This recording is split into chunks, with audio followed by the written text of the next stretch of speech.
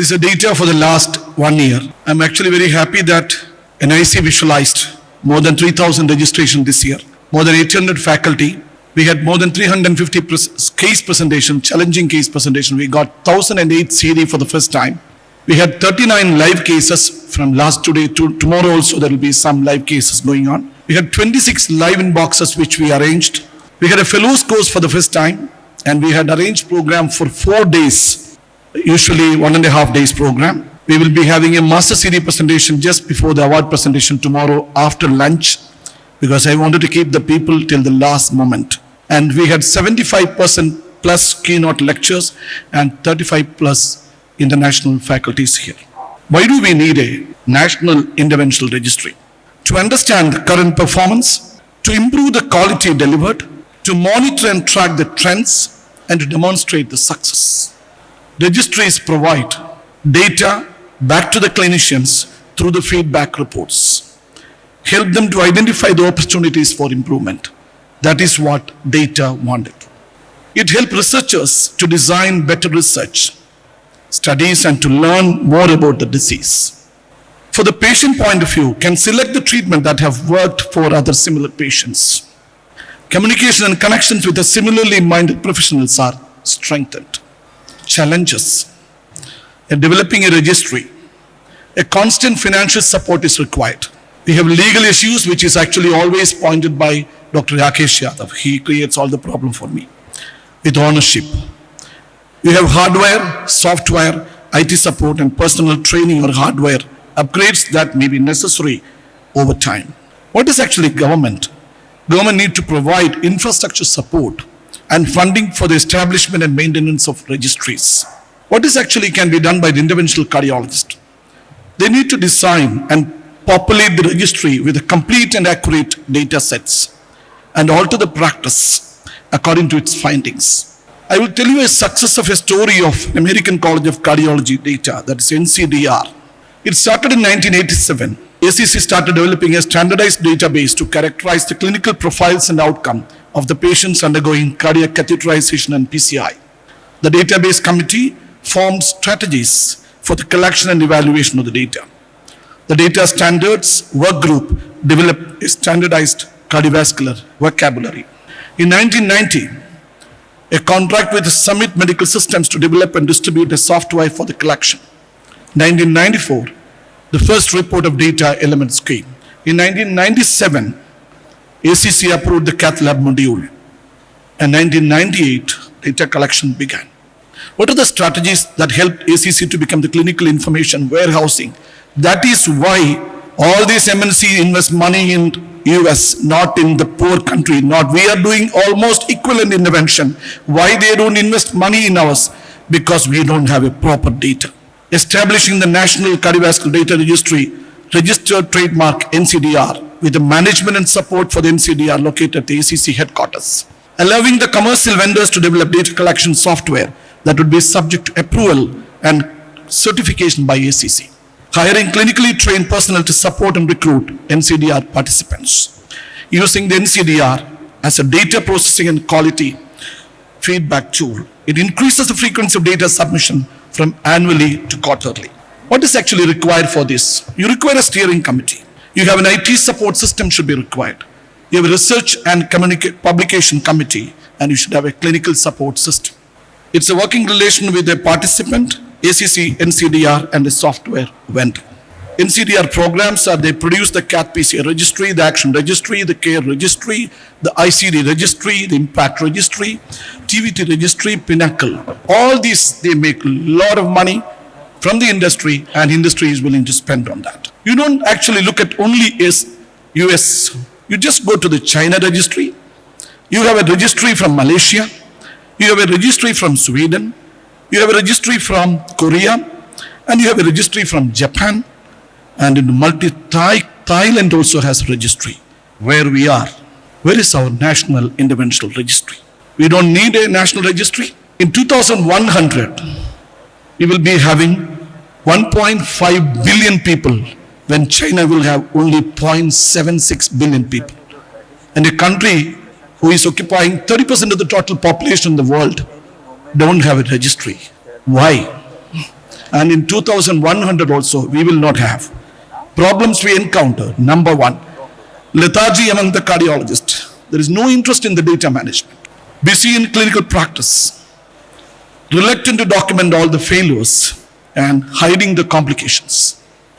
Fear of revealing patient-related data in the name of ethical considerations. I'm not asking patient, I'm not asking who you did the LMC intervention. I'm asking how many LMC you have done in your hospital in the last 1 year and what practice you have done. You did a provisional stenting or a double stent? If you are doing a double stenting, what type of a strategy you have done? DK crush, mini crush or SKS, what technique you did? And if you fail in that, I can translate that knowledge to the other people and make them better, or I can become better. That is what I asked. How to enter the data? A cumbersome process in entering all the procedural data. There is no uniform data entry system in the country. Survival difficulties. No interest in research among young cardiologists. Interested only in making money, learning procedures and improving clinical practice. There is no teamwork in many departments. Frequent changes in the working force of the catheterization laboratory, heads, consultants and cath lab technicians. When I analyze the data, India has nearly 3,000 cath labs, 2,800 cath labs. And you know how many cardiac centers working in the country? 2,227 centers in the country, which is enormous. I can just made a photograph with all the states. I took a lot of effort for making this. The last 1.5 months, I did not do anything and not even prepared my presentations here, only prepared this NIC data. I just look into the percentage of the centers reporting state-wise. You look at the more than 35% of the patients or data presented by the dark green. It goes to Jammu and Kashmir. They have only 5 cath labs, 4 reported. You go to Kerala, where I belong to, 41% reported. You go to the Telangana, these other states only reported more than 35%. So if you go to this one, that is Assam, Chandigarh, Jammu and Kashmir, Kerala, Meghalaya, you think that Meghalaya has only 2 cath labs, so 1 reported. So it is 50%. Odisha, 39%. Pondicherry, 66%. Telangana, 38%. These are the people reported more than 35%. If you go to 30%, that is actually coming up to West Bengal, Chhattisgarh and Andhra Pradesh coming there. I don't go into the small details, nobody given data and all, I'm not telling that. The coronary interventional data for the 2022, that is actually the first data presented from Kerala, one of the small hospitals, not doing that many intervention. Just do a very minimal number, less than 100 from Padmavati Heart Foundation, Kollam. That's a town I stay, not from my hospital, another hospital. The maximum, that is more complete data or a perfect data is produced by the maximum angioplasty doing hospital in the country, that is Jayadeva Institute of Cardiac Sciences, Bengaluru. These are actually the top centers in the country doing the maximum intervention. I'm just telling the data which is given. You may be telling that I will be doing more cases, other cases will be doing less. But this is the data given. From the data what I analyzed, I got this only. This is the data which I got. I'll tell you how many data I got. These are the states from each state they represent. These are the states which is actually having the maximum angioplasty done states. Some people give angiogram and cath lab numbers, angioplasty are equivalent. I was confused, but I went into the data PCI wise, then I got the data like this. These are the data from different parts of the state. It's alphabetic order I have written. If you look at the data, Maharashtra occupies the maximum data presented, actually angioplasty done, nearly 12%. Karnataka comes to 11%, Kerala is number 3, 10.2% with only 3 crore population. Tamil Nadu is 9.38, Telangana is 7.2. I'm not telling the data, and we are not expecting a big number from Pondicherry, Jharkhand and all, but this is actually the number of data what I got. When you got actually the data, if you just look at, when you see 2020, we got coronary intervention data of 3.5 lakhs. And in 2021, where I presented the same data, 5.16 lakhs. Now it is 5.92. But it is actually the almost accurate data received from 662 centers, not the more. And then telling that expected actually the almost correct, if you corrected data from the people, it is more than 1 million angioplasties happening in India. This is actually the presumed number of cath labs. I'm telling presumed number which is taken from the people. 2,227 cath labs. Cath lab means centers. Cath labs are more than 2,900. The data submitted is only 770, that is 770. If you look at it, is only 1/3 of the people submitted the data. Close to accurate data, 662. I just wanted to tell this point.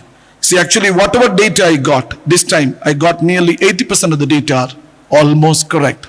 How I analyze the data, I analyze myself, not the Saket alone. I don't believe only Saket, I just believe myself more. In 2021, I just went back to the data which actually I got. The data submitted was 683. Now this time 770, that is actually improved. Close to accurate data, last year I presented was 406 cath labs.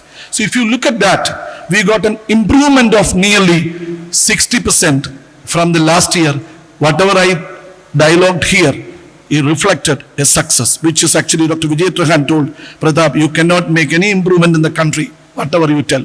But I'm telling that this data tells there is an improvement is possible.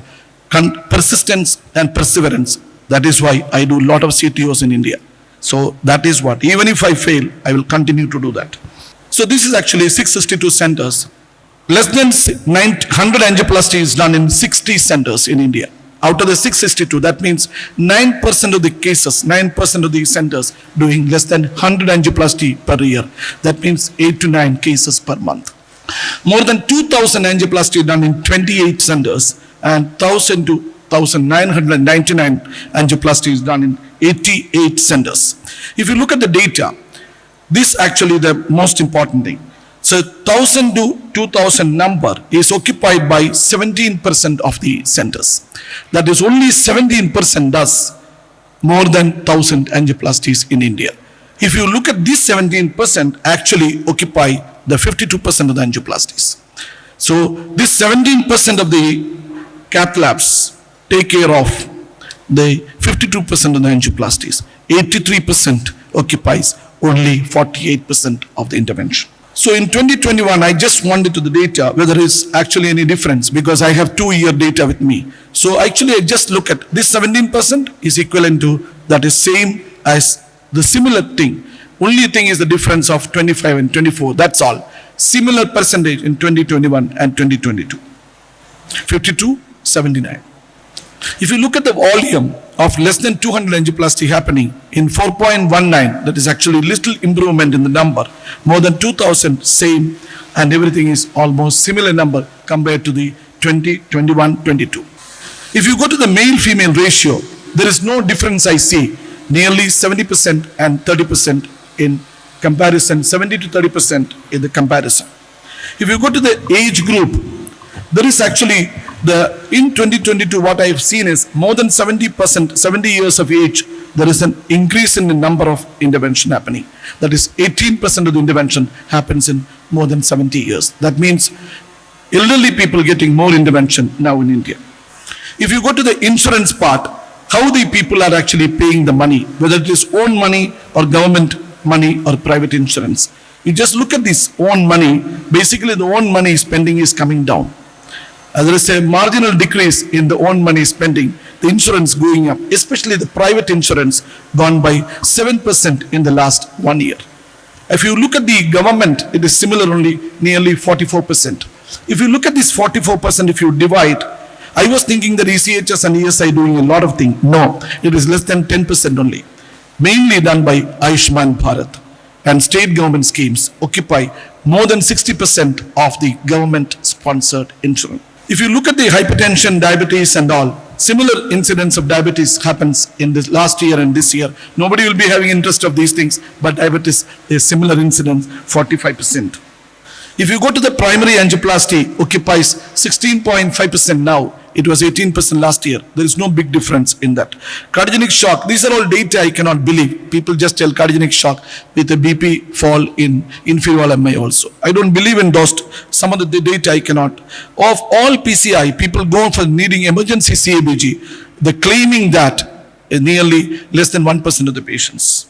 Single vessel is actually 71% now. It's almost similar. Multi-vessel PCI, nearly 70 to 30% of the cases.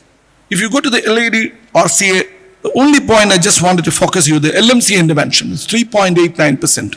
Nearly less than 4% of the patients getting LMC intervention in India.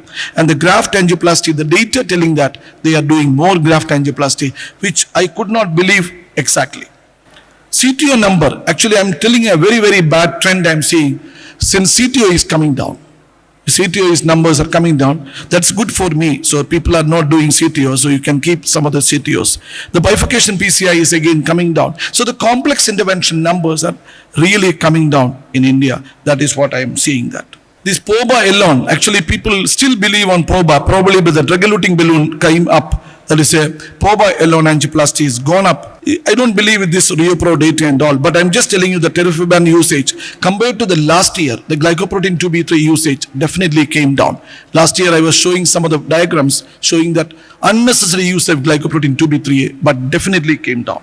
IVUS usage, actually I want to tell you that in 2021, I have seen 3.18% of the patients use IVUS.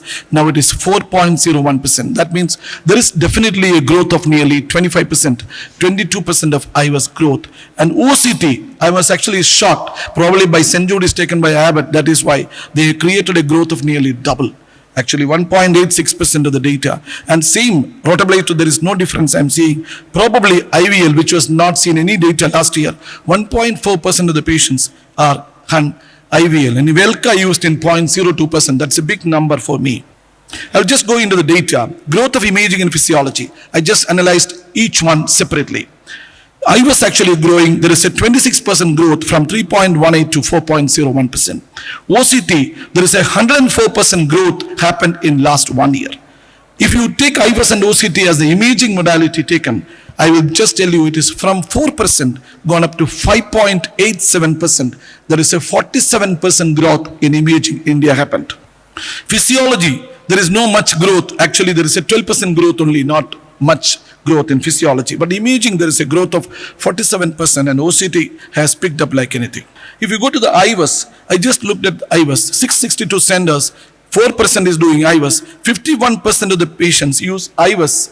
Actually, that is, if you use an IVUS, how much IVUS is used in those centers? I just analyzed. 5.7% of the cases in those hospitals, they do IVUS, not every patient. Then I went into the less than 100 angioplasty, how many people are doing? It is actually less than 100 angioplasty is done in 0.9% of the total PCI, where 0.3% of the cases, that is 1/3 of the cases, they do total IVUS. IVUS is actually done again, very less numbers in less than 100 PCI centers. That is actually only in 21% of the patients, centers.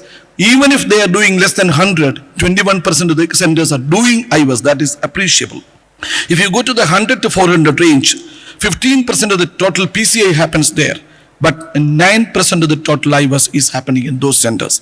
It is actually only 35% of the total IVUS. If you go to the 400 to 1000, that is 32% of the total IVUS PCI, where 27% of the total IVUS happens in that centers, and which is actually in 65% of those centers doing IVUS.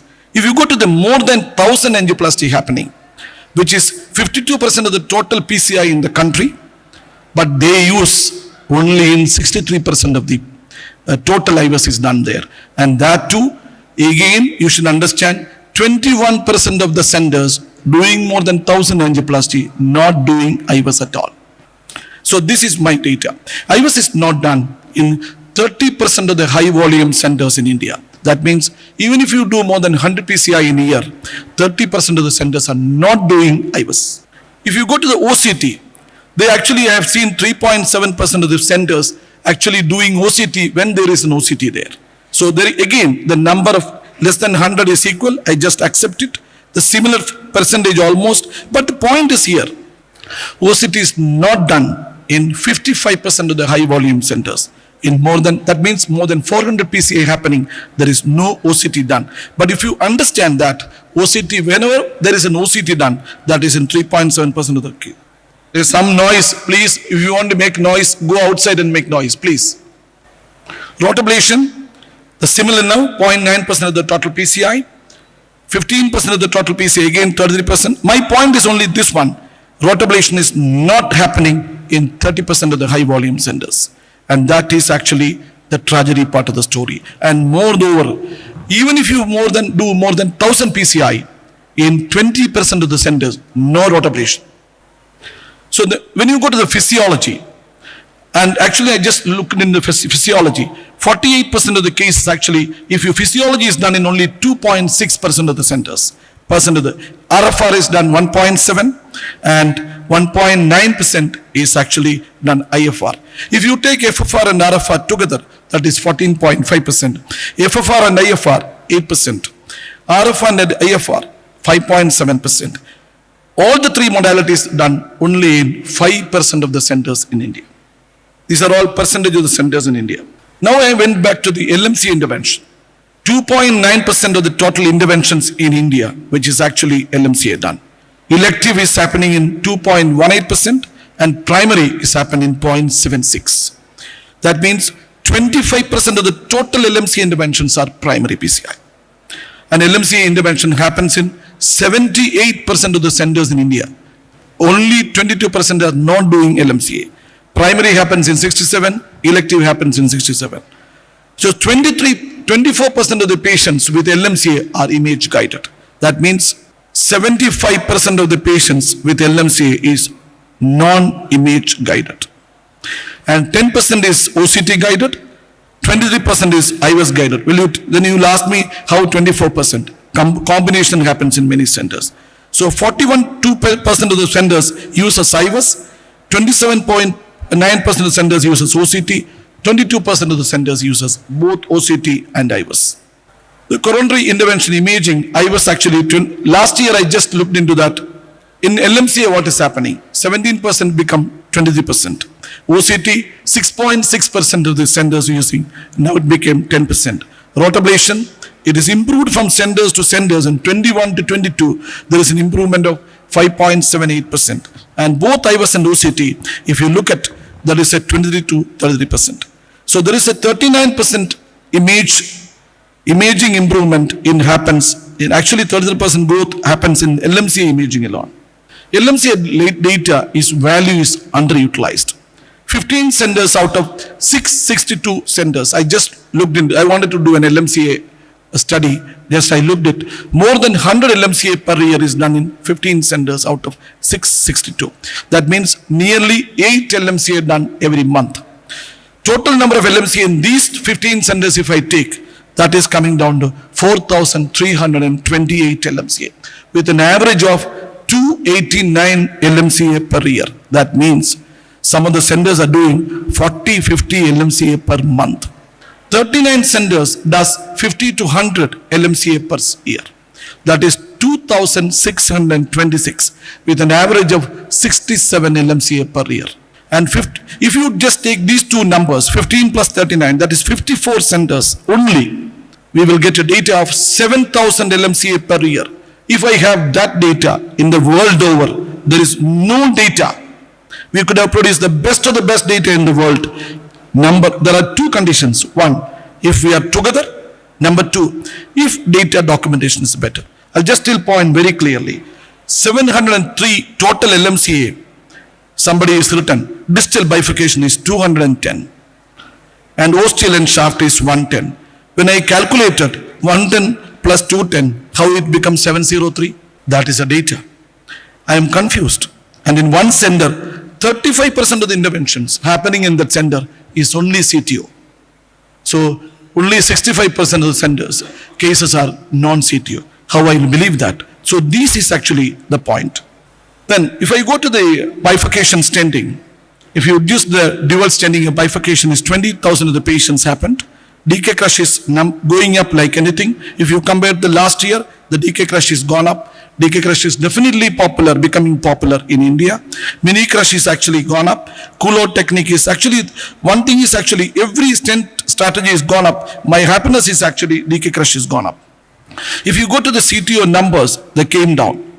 And actually I was not happy that they used 20,000 wires in 2,354. My average wire usage in antegrade CTO I think I do a reasonably good number of CTO in India, but my average number is 4 to 6 in anti-grade. But it's actually, when I took it, it is nearly 8 to 9 wires per case. And microcatheters they use enormously high, minimum 2 microcatheters in anti-grade CTO. That I cannot believe that. And success rate is 78%. If you go to the retrograde numbers, came down 253 to 180, and the wires used is actually acceptable. Microcatheters used is actually 10 microcatheters per case is unbelievable. Retrograde success is 70%. Cutting balloon, you should actually, there is a 3,000 was the number in 2021. It has gone up to 7,000. That means there is a 109% growth of cutting balloon in India. OPN balloon again, there is a growth of 247% growth in India in the last 1 year. If you go to the IVL, it was 380 cases reported in the last 1 year, and now it has become 1,600 IVL. Correct or not, I don't know, but it's 311% growth happened in IVL. Laser, it was 99 reported last year, it is 154 in this year. That is a 55% growth happened. IVIS, I told you, there is a growth happened in IVIS, OCT and rotablation. If you look at the calcium management, I just looked into the calcium management in detail. Rotablation used in 5,300 patients. Cutting balloon used in 7,000 patients, OPN balloon used in 3,000 patients, IVL used in 1,600, and laser used in 154 patients. How do you manage calcium? So, percentage of the cases done in centers with these devices, 330. Rotablation is available in only in 1.74% of the centers where using these devices. Cutting balloon is actually maximally used, that is 2.9%. OPN is 1.44. IVL is 0.83 and laser in 0.86. What I'm telling is laser used only in 19 centers in India. In that, they used in 0.86% of the cases. So, rotablation with other devices. Rota alone done in some centers without OPN or cutting balloon or IVL, that is nearly 1/3 of the cases. Only rota, then followed by NCB and this one. If you use a cutting balloon also with rota, in again 1/3 of the centers. Rota with OPN used in 20% of the centers, and rota with IVL used in less than 10% of the cases in India. So if you look at the calcium management percentage, if you look at with rota, 76%, without rota, that is cutting balloon, alone used in 24% of the cases. And OPN alone used in 22% of the cases, and IVL alone without rota used in 12% of the centers. So I just looked into the IVL, that is actually 0.37% of the total PCI. That doesn't mean anything, but 1,600 PCI. I just looked at where it is used. It is used in more than 1,000 PCI happening. That is actually occupy more than 50% of the IVL usage in India. DCB, I just looked at the DCB. Drug-eluting balloon. There's a tremendous growth of this drug-eluting balloon happened in India.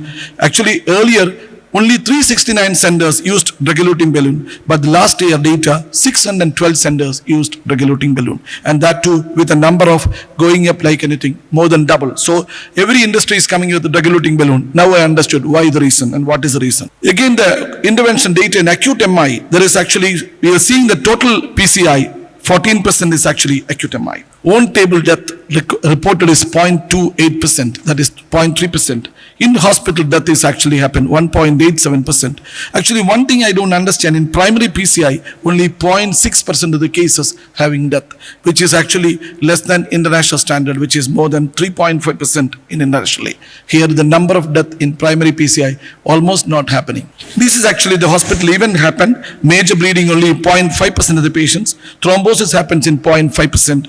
And target vessel revascularization only 1% of the patients. Drug, if you look at ACE inhibitors, ARB, there is no difference I can see. People use us, but I can actually see that beta blocker number. Everything is same. Lipid lowering, there is no difference in this. Even non-statin, I was expecting a growth, but there is no growth happen in anything. But ticagrelor is actually looking similar number, not there is a growth. But prasugrel came down. If you go to the non-coronary interventional data, actually, you are looking for the stent data. I will show only the last 2 slides. Nobody will see the slide. Otherwise, everybody will go away.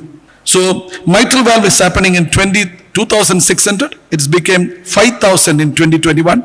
And in 2022, it is actually 8,000 cases. Pulmonary valve, again, number gone up to 1,500. Aortic valve, 975 cases. Actually, only balloon intervention, not TAVR, I am not talking. Tricuspid is 89 cases.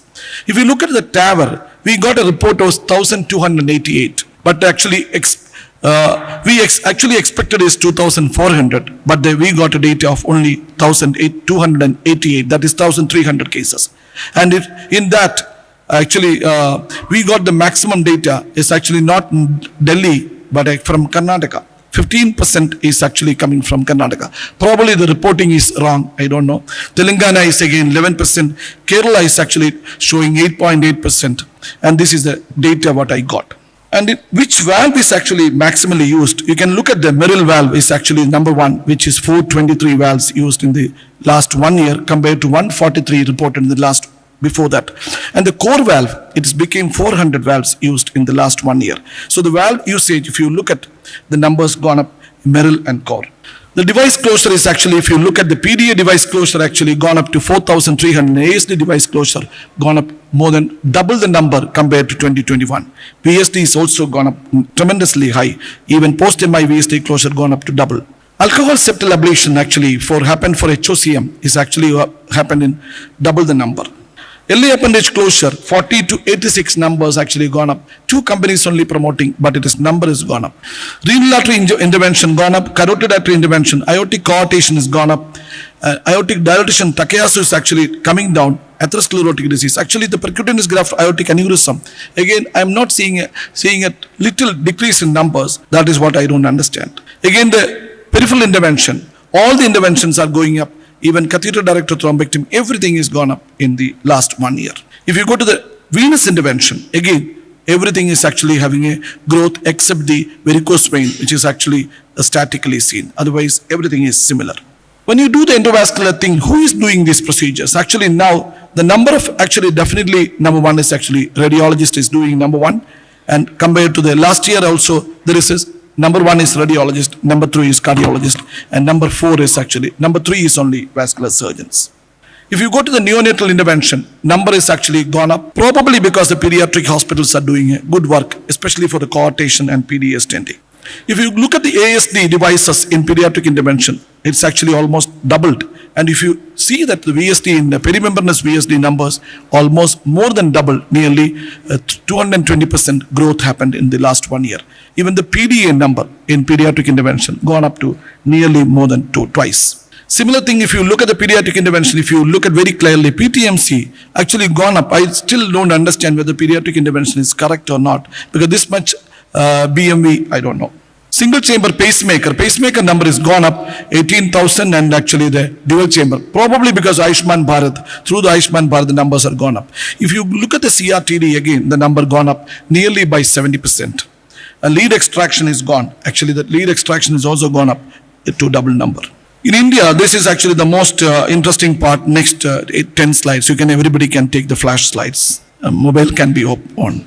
The drug-eluting stent number is actually, if you look at 2021 and 22, it's actually, there is a tremendous growth happening in the country. Actually, compared to the last 1 year, there is a growth of 6,20,000 become 7.48. Probably more than 10 lakh stents used in India. This is the number one data. Abbott Vascular is number 1. And Transluminar number 2, 12.81, and Shahjahanand is 12.80. There is a small difference. I just see that 0.01. I was actually totally shocked. Actually, there is a 0.01. Boston Scientific has tremendous growth happened compared to the last 1 year, 11.5%. Medtronic is actually little gone down. Purple Micropod came as number 6, and SLTL is number 5, and Concepts is 4.1. And if you go to the Merrill, I just made me happy. Merrill is 3.2, Biotronic is 2.1, Nanotherapeutic is 2.03, Thermo is 2.02, that is a small difference. Relicis is 1.6, S3V is 1.2, others 7.56. But I did not I did not stop there. I just divided this group into government and private, how the government are doing. In the government sector, the Boston is number 1. I was actually still thinking that only the Indian company is number 1. That is what is MNC always tell. But Boston is number 1 in government sector. Abbott is number 2. Transluminar number 3, and SMT is number 4 there. If you go to the data only in the private sector, Abbott is number 1 there. SMT is number 2 there. Transluminar is number 3, and Boston is number 4 there. This is the data which I got. I took a lot of pain to differentiate all these things. And actually, when we look at the stent manufacturing in India, which is actually established, about 18 lakh stents are manufactured in India. That is actually we actually get the data from the industry only. And Shagajanand actually make 33% of the stents, Translumina makes 20%, Merrill makes 16%, SLTL make 11.1%, Purple makes 5.1%, because basically this is make in India situation. When you look at the cath lab, there are 3,000 cath labs that is installed in India. Out of that, the major chunk is actually gone for Philips. Number 2, GE and Siemens, Allengers and IITPL, that is 2 Indian companies, are doing nearly 4.2% of the numbers. Data collection and accuracy is challenges. Coordination and collaboration is a challenge. Infrastructure and technical challenges are there. Resource constraints, data, government and quality control. Actually, what to do, my perception is always, I just tell the same thing again. NIC initiated registry should be there. Data publication through NIC, CSI should be an authenticated one. Data should be authenticated by the government. Number 4, reference data for the industry as well as the government should be made. And annual publication of the data by the government is a must. I should thank actually all the interventional cardiologists for the extending the heartfelt appreciation to all interventions for their valuable contribution data submission. We would like to express our sincere gratitude to Saket. He has actually taken a lot of pain to take the data, making multiple calls to these people, then even with the wrong data that he got for the analysis. And thank you.